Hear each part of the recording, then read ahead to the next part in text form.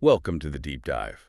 Today, we're dissecting a match that truly, well, it shook the world of soccer, didn't it? Oh, absolutely. A 5-0 rout in a major international tournament. I mean, wow. Exactly. A debut performance that didn't just send shockwaves, it sort of redrew the map of expectations. It was far more than just a scoreline. It was a profound statement packed with lessons. Indeed. We're diving deep into Juventus's absolutely dominant debut in the FIFA Club World Cup, where they faced off against Al Ain. It was a game that, vividly encapsulated the evolving power dynamics in global soccer, showcased both immense talent and, frankly, some really smart tactical ingenuity. Right. And our mission for this deep dive is to go way beyond that staggering 5-0 result. We're going to unpack the layers, the tactical genius behind Juventus's, well, overwhelming performance, the individual brilliance that lit up the field, and even some historic firsts that made this game a real landmark event for the sport itself. Yeah, those were huge. Think of it as your shortcut, to being genuinely well-informed about this significant occasion. Yeah. We'll explore the what that happened, the why it unfolded that way, and crucially, what's next for these teams and the tournament. Let's peel back those layers. Let's do it. So let's start at the beginning. Juventus's unforgettable debut. This was their first foray into the FIFA Club World Cup, a new frontier for the Italian powerhouse, and they marked it with an emphatic 5-0 victory over Al Ain. Can you maybe set the scene for us? Talk about that immediate, almost unbelievable efficiency of their attack. Absolutely. So this momentous match unfolded on June 19th, 2025. It was at Audi Field in Washington, D.C. Right, DC. Yeah, a Group G match, and for Juventus, it represented an absolutely perfect start to their campaign. What immediately grabbed everyone's attention wasn't just the final score, but the sheer, almost surgical efficiency with which they achieved it. I mean, by halftime, Yeah. they had already secured a commanding 4-0 lead. It basically put the game to bed before the second half even began. Efficiency is. Yeah, it's an understatement. When we look at the raw data, our sources highlight a truly astonishing statistical detail. Juventus had only 4 shots on target in that entire first half, 4 shots. and every single one of them went in. A goal. 100%. That's a 100% conversion rate in the first 45 minutes against a team that's an Asian champion. It's not just relentless. It's an almost perfect exhibition of clinical finishing. What does that kind of start immediately signal to the rest of the tournament? Well, it signals a very clear and, frankly, unambiguous statement of intent. For Juventus, this win immediately places them right at the top of Group G, establishing a formidable precedent. It tells every other team in the competition that they are here not just to compete, but, to dominate. Right, setting the bar high. Exactly. And for their new head coach, Igor Tudor, it's a significant early milestone, a powerful affirmation of his tactical approach and the team's ability to execute under pressure. This immediate success offers a crucial boost to team morale and confidence, especially early in a demanding tournament like this. Makes sense. And then on the flip side, for Al Ain, look, despite the heavy loss, simply being on the Club World Cup stage is a major achievement for Asian soccer. It really represents their continent on a truly global platform, showcasing their league's growth and ambition, regardless of the outcome of this particular match. That's a fair point. They earned their spot. They absolutely earned the right to be there, and that in itself is a victory for their region. So the scoreboard tells one story, but how did Juventus actually orchestrate this dismantling? Because a 5-0 scoreline isn't just about good luck or a couple of flukes. It's a systematic breaking down of the opposition. We need to go goal by goal, I think, because each one tells a story about their relentless attack and Al Ain's struggles. You're absolutely right. It was a masterclass in attacking prowess pretty much from the very first whistle. Juventus came out with a completely different game tempo and, frankly, a different technical skill level compared to Al Ain. You could see it immediately. Oh, yeah. That gulf in quality was evident almost immediately. They started with an intensity that Al Ain simply couldn't match. Okay, tell us about that dream start then. How did they open their account, the first goal? It began in the 11th minute. A lightning-fast opener. Randal Kolo Muani, he's on loan from Paris Saint-Germain, right? Right, PSG. He got the scoring started. It was a precise, perfectly weighted cross from Alberto Costa that found Kolo Muani with an expert run into the box. He met it cleanly with a powerful header. Boom! Left the Al Ain goalkeeper with absolutely no chance.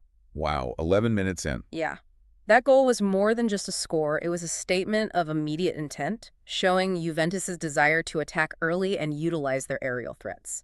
It set the tone for the entire match and immediately put Alain on the back foot. And they didn't just score and then sit back, did they? Yeah. They kept pushing, capitalizing on that early momentum. Oh, far from it. They pushed for a second almost immediately. It was like they were demonstrating what it truly means to press the advantage in a major tournament. Just 10 minutes later, so 21st minute. Quick succession. Yeah. Francisco Conceicao, who's on loan from Porto, delivered a moment of just individual brilliance. He showcased some absolutely exquisite dribbling skills inside the crowded penalty box, weaving past defenders with this, fluidity that was mesmerizing. Wow. Before creating just enough space to slot the ball home. That extended the lead to 2-0 and really highlighted his intricate close control and unique ability to conjure opportunities in the tightest of areas. It was a goal born purely of individual magic, but perfectly integrated into the team's attacking flow. So 2 goals, 2 different lone players already making a huge impact. And then minute 31, a name that's been generating a lot of buzz in European soccer, Kenan Yildiz. What did he add to this onslaught? Yes, the 20-year-old Turkish rising star. He continued Juventus's relentless attack, netting a tricky, long-range shot.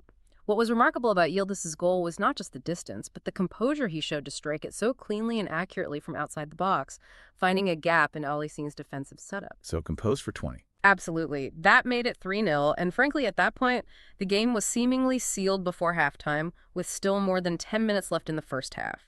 Yildiz's goal highlighted his remarkable composure on a big stage, and his impressive technical ability from distance proved he's not just a close-range threat, but capable of moments of pure genius. But Juventus wasn't done with the first half, were they? They delivered a real psychological blow right before the whistle. Kind of cruel. Not at all done, as if 3 goals weren't enough. In stoppage time of the first half, Kolo Muani completed his brace, that's 2 goals in 1 match, with another powerful header. Another header. This was a direct result of Juventus exploiting Alain's stretched defense, which was visibly struggling to cope with the relentless pressure. Kolo Muani's second goal just reaffirmed his predatory instincts in the box, and Juventus's continued ability to exploit Alain's defense from crosses and set pieces. It felt like a relentless tidal wave, Italian attacking prowess just crashing down on Alain, overwhelming them both physically and psychologically. Yeah. Going into halftime 4-0 down, that's crushing. Especially on a global stage like this. Absolutely crushing. And then, just to put a final emphatic stamp on it in the second half, just rub it in a little. Well, maybe not rub it in, but definitely seal it. In the 58th minute, Francisco Conceicao bagged his second goal of the match. And this time, it was a truly beautiful curling shot from outside the box that just bent into the top corner. Oh, nice. Yeah, an exquisite finish. It cemented the final 5-0 scoreline and perfectly illustrated the significant power gap between a European giant like Juventus and an Asian champion. Each goal, as you noted, highlighted a different aspect of Juventus's offensive strength, aerial dominance, intricate dribbling, long-range precision, clinical finishing. The whole package. It really was a comprehensive offensive display, executed with precision and a very clear game plan. Okay, here's where it gets really interesting for me. While individual brilliance certainly lit up the field, the true story of this match, and arguably the foundation of Juventus's dominance, lies in their tactical setup under Igor Tudor. Let's talk about his strategic triumph, specifically with Juventus's 3-4-2-1 formation. You're absolutely right. This was a masterclass in tactical deployment. Tudor's choice of a 3-4-2-1 attacking setup proved incredibly effective. It maximized Juventus's strengths across the pitch while subtly exploiting Alain's weaknesses. This formation, inherently provides excellent width through the wingbacks, Right. allowing for central numerical superiority in attack and gives creative players the freedom to operate in dangerous pockets of space. And it started with a solid base, right? Yeah. A defense that gave the attackers the confidence to push forward without worrying too much. Precisely. The core of it was a very solid 3-man defense featuring Pierre Kalulu, Lloyd Kelly, and Daniel Rugani. This trio provided a robust, unwavering foundation at the back. They were organized, disciplined, excellent at cutting out any potential counterattacks early. Shutting the door. Pretty much. Their cohesion meant that Alain found it incredibly difficult to break through centrally or down the flanks. This defensive solidity gave the attacking players the freedom to push forward, knowing they were well covered and that any lost possession wouldn't immediately expose them. It's a testament to Tudor's philosophy of building from the back, even in an attacking system. Which then allowed the midfield to act as a proper engine, right? Yeah. Facilitating that attacking flow we saw. Exactly. The crucial support provided by midfielders Weston McKennie and Kephren Thuram was absolutely pivotal. They operated as this dynamic central pivot. McKennie, with his tireless work rate and ability to win back possession, acted as a crucial ball winner and recycler. Classic McKennie. Yep. Thuram, on the other hand, provided elegant distribution and intelligent positioning, dictating the tempo and linking defense to attack.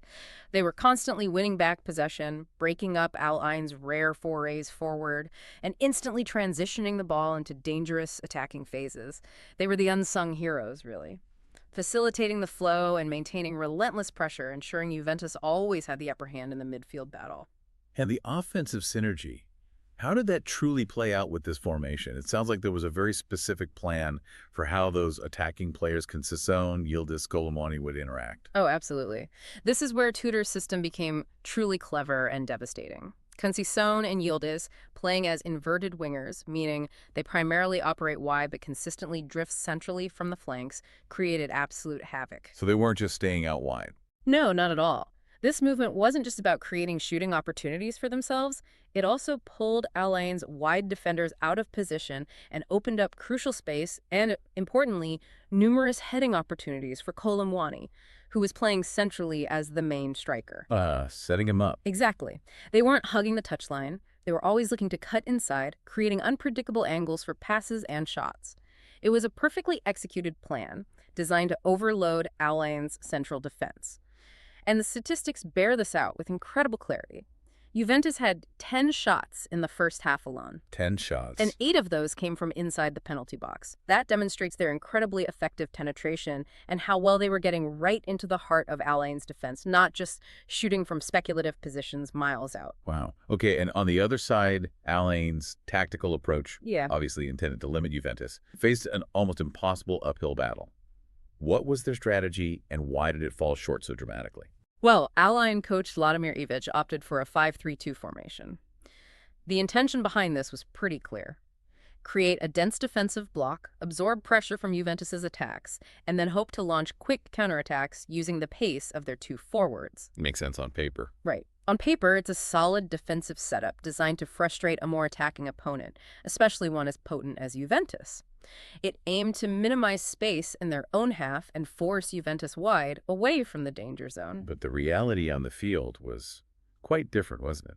The statistics paint a very stark picture of that tactical struggle. Unfortunately for Al Ain, yes, the intention versus the reality was stark. We only need to look at the possession statistics to see the massive disparity in technical and tactical execution. Juventus had an overwhelming 66.4% possession. 66.4%. Yeah, compared to Al Ain's meager 33.6%. That enormous gap clearly shows that Al Ain simply couldn't get a foothold in the game. They couldn't execute their counterattacking strategy effectively because they rarely had the ball. Just chasing shadows. Pretty much. They were constantly chasing the game, reacting to Juventus rather than dictating play or even building any offensive rhythm of their own. Their defensive block, while numerically strong, was constantly shifted and pulled apart by Juventus's intelligent movement and quick passing, leading to gaps that were just ruthlessly exploited. And that lack of possession, I imagine, directly correlates with their inability to create any meaningful chances. They just couldn't get forward. Absolutely. Al Ain managed a paltry 3 shots throughout the entire match. 3 shots in 90 minutes. 3. And barely any of them troubled the Juventus goalkeeper. That statistic underscores their complete inability to pose a significant threat to Juventus's goal. Their defensive setup, while intended to be robust, was simply overwhelmed by Juventus's relentless movement, accurate passing, and intelligent attacking patterns. Even when they did manage to win the ball back, the quality of their passing and the speed of their transitions were just not enough to trouble Juventus's well-drilled defense. It's tough. What's truly fascinating here, though, and a core insight for any team facing superior opposition, is how even a well-intentioned defensive setup can be completely overwhelmed when there's such a significant gap in technical quality, tactical fluidity, and execution. A purely defensive strategy without any offensive outlet or the ability to retain possession, even for short spells, risks complete suffocation. Yeah, you just get pinned back constantly. Exactly. Al Ain learned that the hard way. It begs the question, How do you balance defense with just enough ambition or moments of individual brilliance to breathe, to alleviate pressure, and to at least force the opponent to defend? This game really highlighted that challenge, showing that sometimes even a perfect defensive plan on paper can crumble under sustained high-quality pressure. That's a great question, and it really underscores the core problem Ain faced. But let's shift our focus back to the individual brilliance on the Juventus side, because while tactics lay the groundwork, it's the players who bring those plans to life. And some of Juventus's lone stars absolutely shone brightest, showcasing why they are considered top-tier talents. Let's start with Francisco Conceicao again. He was electric. Conceicao was undoubtedly the most dazzling player on the field, a true standout. His performance was just a showcase of all-around technical excellence. As we discussed with his goals, his first demonstrated intricate close control and brilliant dribbling to navigate a crowded box before scoring. That weaving run. Yeah, showing his ability to beat players in tight spaces. Then, his second was that spectacular, curling, long-range effort, illustrating his ability to strike from distance with power and precision. Beyond the goals, though, his movement, his willingness to take on defenders, and his intelligent link-up play were constant threats. The media loved him too, right? High rating. Oh yeah, the media certainly agreed, gave him a phenomenal high rating of 9.2, which truly validates his exceptional game-changing contribution. He's not just a scorer, he's a creator and a constant menace. And Randal Kolo Muani, with his 2 headers, what did that tell us about him and his value to this Juventus squad, especially given their search for a striker? Randal Kolo Muani showcased pure poacher's instinct. That's a quality every top team craves.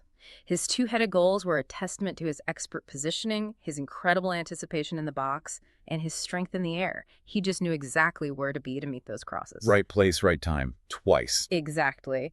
This is an incredibly valuable asset, especially given that Juventus had been actively searching for a consistent, reliable goal scorer all season. He proved his worth instantly, showing he can be that clinical presence, that focal point in attack who can convert chances with ruthless efficiency. His ability to find space, even in a crowded penalty area, is a hallmark of a top-class striker. And then, the young prodigy, Kenan Yildiz. He's certainly been making waves and continues to impress at such a young age. Seems like he handled the big stage well. He absolutely has. Kenan Yildiz, that 20-year-old Turkish prodigy, continued his magical performance on this grand stage, his composure. It's truly remarkable for his age. He plays with a maturity beyond his years. And his stats back it up. Oh, yeah. He already boasts impressive statistics from last season with 15 goal involvements. That's 9 goals and 6 assists in Europe's top 5 leagues. This made him the 3rd youngest player to achieve such numbers. His elegant style, his knack for long-range shooting, his exceptional passing range, and his calm demeanor in pressure situations really draw a compelling comparison to a young Alessandro Del Piero. Wow, Del Piero, that's high praise. It's incredibly high praise for a player of his age, suggesting he has the potential to become a true Juventus legend, not just for his goal scoring, but for his overall influence on the game. He's definitely one to watch. Okay, now, in stark contrast to Juventus's shining stars, Ain's key players. I mean, they have impressive track records, personal accolades, but they seem to be completely neutralized in this game. What happened there? How did Juventus manage to completely shut down their formidable threats? It's a classic, almost textbook example of how a superior team strategy and disciplined execution can simply suppress even top individual talent. Take Kajulaba, for instance. Yeah, the striker. Right.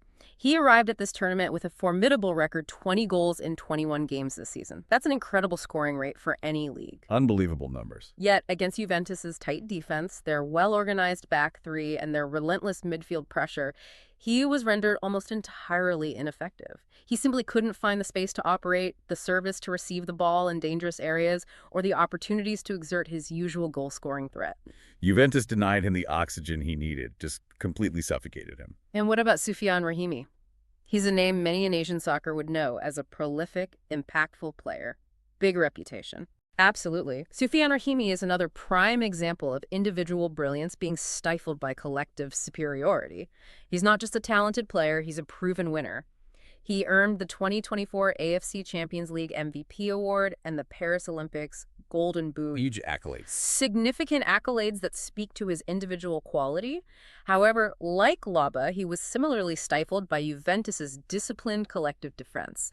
Their defensive structure, the pressing from the midfield, the way they actively denied allies key creative outlets. It meant that Rahimi, despite his skills and accolades, couldn't influence the game in any meaningful way. His usual cutting runs, his quick passes, they were shut down before they could even begin to pose a threat. No room to breathe. Exactly. This contrast truly underscores how team strategy can completely overwhelm and suppress even top individual talent. Juventus's collective unit and tactical discipline were so strong that they prevented Allianz's best players from ever getting into dangerous positions, finding their rhythm, or even linking up effectively. It's a powerful reminder that soccer, at its highest level, is fundamentally a team sport. Even a handful of brilliant individuals can struggle if the collective framework isn't there to support or unleash them, or if the opposition's collective defensive strategy is simply too well executed. It's a harsh lesson for Alain, for sure, but a valuable one for any team aspiring to compete at this level. Definitely.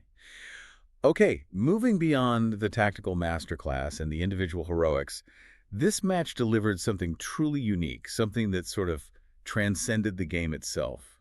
A historic first in how soccer is officiated. It broke new ground, didn't it? Signaled a pivotal moment for the sport. Indeed it did. One of the most significant and arguably pioneering aspects of this particular match was the presence of an all-female referee crew, led by the highly respected Tori Penso. Tori Penso, yeah. This was not just a notable event, it was a landmark moment in FIFA Club World Cup history.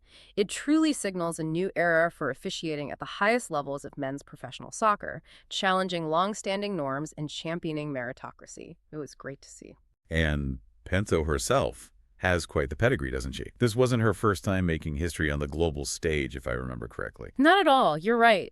Tori Penso had already made international headlines by officiating the 2023 Women's World Cup final. The World Cup final? Yeah, which made her the first American referee, male or female, to officiate a World Cup final. Her appointment and leadership in this FIFA Club World Cup match further highlight her exceptional talent, experience, and the trust placed in her by FIFA. This isn't just symbolic, it underscores the crucial step this represents in elevating the status and recognition of female officials in men's professional soccer. It's huge. It's a testament to the fact that competence and skill are paramount, regardless of gender, and that traditional barriers are being decisively broken down. It sends a powerful message across the sporting world. Absolutely. And how did the crew perform? Was there any controversy, or was it a seamless experience given the historical significance? Sometimes the focus can be intense. Honestly, their officiating was remarkably smooth and professional throughout the 90 minutes. There were no controversial key decisions that marred the game or drew undue attention away from the action on the field, which is exactly what you want. Always the sign of good officiating. Exactly. They made appropriate and timely use of VAR, the video assistant referee system, ensuring fairness and accuracy when needed without interrupting the flow excessively. The discipline administered was also well-balanced, 4 yellow cards issued, 3 for Juventus, 1 for Alain, all appearing to be reasonable judgments for the fouls committed. It truly added to the overall positive experience of the match without drawing undue attention to the officiating itself. The performance simply reinforced that they were there on merit, and they delivered flawlessly. Fantastic. And beyond the all-female crew, this match also gave us a fascinating glimpse into the future of soccer broadcasting and transparency with a unique technological innovation. I'm talking about referee body cameras, right? That's right. The match also prominently featured the use of referee body camera technology. This is a truly fascinating development for both fans and the sports administrators. For audiences, it provided an unprecedented referee perspective. Imagine being able to see the game from the official's point of view. Yeah, like being right there. Exactly. Getting a real sense of the pace of play, the angles they have to consider, the complex interactions between players, and the subtle nuances that lead to those split-second decisions. It brings a whole new layer of immersion to the viewing experience. So how does this technology impact the game beyond just being a cool new viewing experience? What are the broader implications for transparency and maybe even officiating itself? Well, it contributes a completely new dimension to modern soccer development and significantly enhances transparency in officiating. For fans, it demystifies some of the calls, brings them closer to the action, fostering a deeper understanding of the immense difficulty of the referee's job. Maybe fewer arguments online? Wishful thinking? maybe slightly fewer. It allows for a more informed post-match analysis and can even help clarify contentious moments by providing an indisputable perspective.